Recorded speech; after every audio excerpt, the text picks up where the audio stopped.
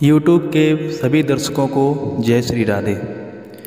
प्रिय दर्शकों, आज मैं आपको बताने वाला हूँ यज्ञोपवीत के बारे में।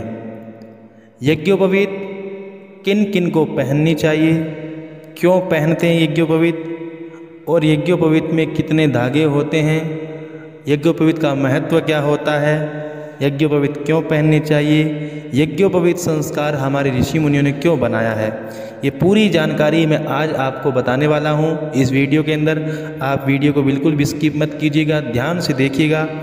और अगर आप हमारे YouTube चैनल पर नए हैं, अभी तक आपने हमारे YouTube चैनल को सब्सक्राइब नहीं किया है, तो आप सब्सक्राइब कर लीजिए और साथ में बेल आइकन को भी दबाइए, क्योंकि इससे आपको ये फ़ायदा होगा, जब भी हम कोई वीडियो YouTube पर अपलोड करेंगे तो उसकी सूचना आपको मिल जाएगी, उससे आप वंचित नहीं रह सकेंगे।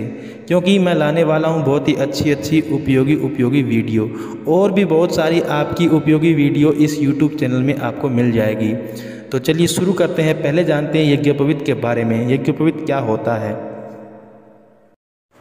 हमारे धर्म के अंदर 4 आश्रम हैं। पहले ब्रह्मचर्य, फिर गृहस्थ, उसके बाद वानप्रस्थ और फिर संन्यास। 1 से 25 वर्ष तक ब्रह्मचर्य आश्रम होता है, 25 से 50 तक गृहस्थ आश्रम होता है, और 50 से 75 तक होता है वानप्रस्थ, उसके बाद संन्यास। तो पहले के जो 3 आश्रम हैं उनमें यज्ञोपवीत को धारण करना चाहिए, सन्यासी को यज्ञोपवीत नहीं पहननी चाहिए। और यज्ञोपवीत जब पहन लिया जाता है तो कुछ समय ऐसे आते हैं धागा न टूटने पर भी हमें बदलना होता है। 4 महीने का समय तो होता ही है, 4 महीने में हमें बदलना होता है। इसके बीच में भी कोई असोच हो जाता है, कोई सूतक लगता है, तो हमें बदलना चाहिए। कब कब बदलना चाहिए ये मैं आपको बताता हूँ। यज्ञोपवीत हमारे बाएं हाथ के बाएं कंधे के ऊपर यज्ञोपवीत होता है। अगर बाएं हाथ से नीचे यज्ञोपवीत आ जाए तो नवीन यज्ञोपवीत पहनना चाहिए।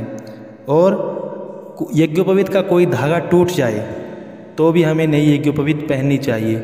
या हम शौच इत्यादि जाते हैं, कान पर यज्ञोपवीत को टांगना भूल जाते हैं, तो भी हमें यज्ञोपवीत बदलनी चाहिए। या कुछ ऐसा छूने वाली चीज़ नहीं हो, उसको हम छू लेते हैं, तो भी हमें यज्ञोपवीत बदलनी चाहिए। तो यज्ञोपवीत ब्रह्मचारी को कितनी पहननी चाहिए, गृहस्थ को कितनी पहननी चाहिए, और वानप्रस्थ को कितनी पहननी चाहिए। ब्रह्मचारी को 1 जनेऊ पहननी चाहिए। 1 जनेऊ मतलब 3 धागे 3 सूत्र वाली यज्ञोपवीत पहननी चाहिए। और जो व्यक्ति कोई चादर या गमछे में रहता है उसे भी 1 ही यज्ञोपवीत धारण करनी चाहिए। और 4 मास बीतने पर कोई भी सूतक, पातक या कोई भी ऐसी वस्तु ना हो, फिर भी यज्ञोपवीत को बदल लेना चाहिए। इसी तरह अगर हम कोई शौर कर्म करवाते हैं, बाल इत्यादि कटवाते हैं, तो हमें बदलनी चाहिए। और किसी का अगर जन्म होता है बालक का हमारे कुल के अंदर, तो जब तक उसकी शुद्धि न हो जाए, शुद्धि होने के तुरंत बाद हमें यज्ञोपवीत को बदलना चाहिए। या हमारे परिवार में किसी की मृत्यु हो जाती है तो उसके जब तक उसके दिन पूरे ना हो जाएं, उसकी शुद्धि ना हो, उसके बाद हमें तुरंत यज्ञोपवीत बदलनी चाहिए। सूर्य ग्रहण में सूतक काल के बाद बदलें, चंद्र ग्रहण के सूतक काल के बाद में नई यज्ञोपवीत पहननी चाहिए। और यज्ञोपवीत ज़्यादा बड़े नहीं होने चाहिए, यज्ञोपवीत कमर तक ही रहनी चाहिए। प्रिय दर्शकों, जैसे पत्थर की मूर्ति होती है उसमें भगवान नहीं होते हैं, लेकिन मंत्रों के द्वारा उसमें भगवान को प्रतिष्ठित किया जाता है, वैसे ही ये केवल धागा मात्र नहीं होता है, इन धागों के अंदर अन्य अन्य देवताओं का आह्वान किया जाता है, फिर इनको धारण किया जाता है। तो किन किन देवताओं का किस प्रकार आह्वान किया जाता है वो मैं आपको बताता हूँ। विद्वानों का ऐसा मत है कि यज्ञोपवीत को श्रावण के पूर्णिमा के ऊपर यज्ञोपवीत को पूजन किया जाता है। श्रावणी उपाकर्म जब होता है उसी समय यज्ञोपवीत की संपूर्ण पूजा होती है। अगर हम उस समय नहीं कर पाते हैं तो फिर भी बाद में भी हम कर सकते हैं। तो इस प्रकार यज्ञोपवीत को धारण करना चाहिए, यज्ञोपवीत की पूजा करनी चाहिए। पहले यज्ञोपवीत को पलाश आदि के पत्ते पर रखकर जल से प्रक्षालित कर लें, यज्ञोपवीत को अच्छी तरह से धो लें।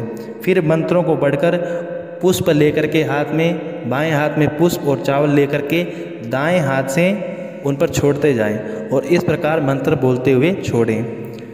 प्रथम तंतौ, यज्ञोपवीत की जो प्रथम जो सूत्र है उस पर ओंकारम आवाहयामि, द्वितीय तंतौ ओम अग्निम आवाहयामि, तृतीय यंतौ तृतीयतन्तौ ॐ सर्पान् आवाहयामि। चतुर्थतन्तौ ॐ सोमम् आवाहयामि। पंचमतन्तौ ॐ पितॄन् आवाहयामि। षष्ठतन्तौ ॐ प्रजापतिम् आवाहयामि। सप्तमतन्तौ ॐ अनिलम् आवाहयामि। अष्टमतन्तौ ॐ सूर्यम् आवाहयामि। नवमतन्तौ ॐ विश्वान् देवान् आवाहयामि। अब प्रथम ग्रंथि जो होती है, गांठें होती है, तो प्रथम ग्रंथौ ॐ ब्रह्मणे नमः, ब्रह्माणम् आवाहयामि। द्वितीय ग्रंथौ ॐ विष्णवे नमः, विष्णुम् आवाहयामि। तृतीय ग्रंथौ ॐ रुद्राय नमः, रुद्रम् आवाहयामि। इसके बाद प्रणवाद्यावाहित देवताभ्यो नमः। इसके बाद यथास्थानं न्यसामि कहकर उन तंतुओं को न्यास कर चंदन आदि से पूजा करें। चावल पुष्प इत्यादि लगा करके कम से कम 10 बार या 108 बार उन यज्ञोपवीत को अभिमंत्रित करें। फिर धारण करने की विधि क्या है वो आपको मैं बतलाता हूँ। पहले विनियोग होता है, कोई पात्र में जल लेकर के चम्मच से आप हाथ में जल ले लीजिए और इस प्रकार मंत्र बोलिए। ओम यज्ञोपवीतमिति मंत्रस्य परमेष्टि ऋषिः लिंगोक्ता देवताः त्रिष्टुप् छन्दः यज्ञोपवीत धारणे विनियोगः। विनियोग छोड़ दीजिए, फिर मंत्र बोलते हुए आप यज्ञोपवीत पहने। अगर मंत्र आपको याद नहीं है तो पहले मंत्र पढ़ लीजिए, हाथ में यज्ञोपवीत रख लीजिए। मंत्र पूरा होने के बाद में आप यज्ञोपवीत पहन लीजिए। तो इस प्रकार आपको बोलना है। ओम यज्ञोपवीतं परमं पवित्रं प्रजापतिर्यत् सहजं पुरस्तात् आयुष्यमग्रं प्रतिमुञ्च शुभ्रं यज्ञोपवीतं बलमस्तु तेजः। ओम यज्ञोपवीतमसि यज्ञस्य त्वा यज्ञोपवीतेनोपनय्यामि। इस प्रकार आप नई यज्ञोपवीत धारण कर लीजिए। और पुरानी यज्ञोपवीत को अभी नहीं निकालना है, पुरानी यज्ञोपवीत को आपको कंठी करना है और सिर के ऊपर से पीछे की ओर निकालना है और ये मंत्र बोलना है।